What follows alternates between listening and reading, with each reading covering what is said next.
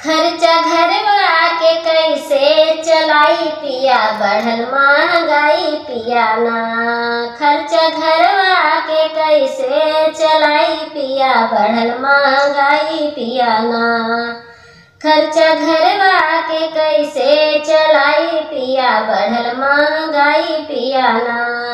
जब से बढ़ल महंगाई मथा करे नाही काम, जब से बढ़ल महंगाई मथा करे नाही काम।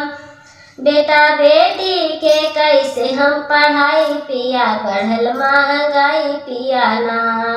बेटा बेटी के कैसे हम पढ़ाई पिया, बढ़ल महंगाई पिया ना। खर्चा घरवा के कैसे चलाई पिया, बढ़ल महंगाई पिया ना। खर्चा घरवा के कैसे चलाई पिया, बढ़ल महंगाई पिया ना। कम बा कमाई तोहर खर्चा बाटै हजार, कम बा कमाई तोहर खर्चा बाटै हजार। साग सब्जी के कितना गिनाई पिया, बढ़ल महंगाई पिया ना।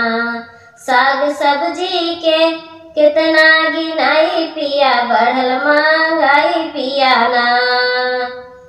खर्चा घरवा के कैसे चलाई पिया, बढ़ल महंगाई पिया ना।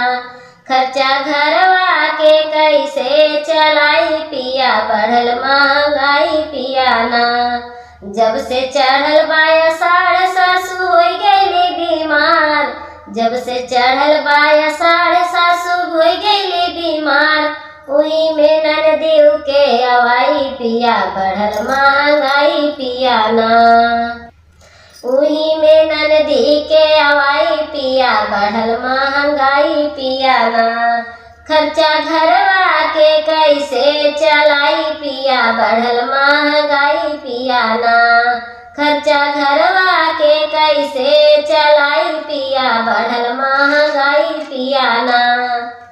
कौनो करा ना उपाय चली दोनों जन कमाई, कौनो करा ना उपाय चली दोनों जन कमाई। एकी फूल तो हम काली आई द पिया, बढ़ल महंगाई पिया ना।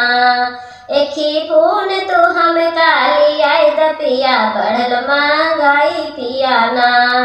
होई बढ़िया कमाई हमहु वीडियो बनाई, होई बढ़िया कमाई हमहु वीडियो बनाई। दोनों जन मिलके खर्चा चलाइब पिया, बढ़ल महंगाई पिया ना।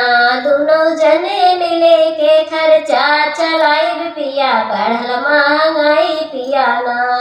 खर्चा घरवा के कैसे चलाई पिया, बढ़ल महंगाई पिया ना। खर्चा घरवा के कैसे चलाई पिया, बढ़ल महंगाई पिया ना। नमस्ते दोस्तों, अगर अच्छा लगे तो कमेंट बॉक्स में बताइएगा और सब्सक्राइब करिएगा।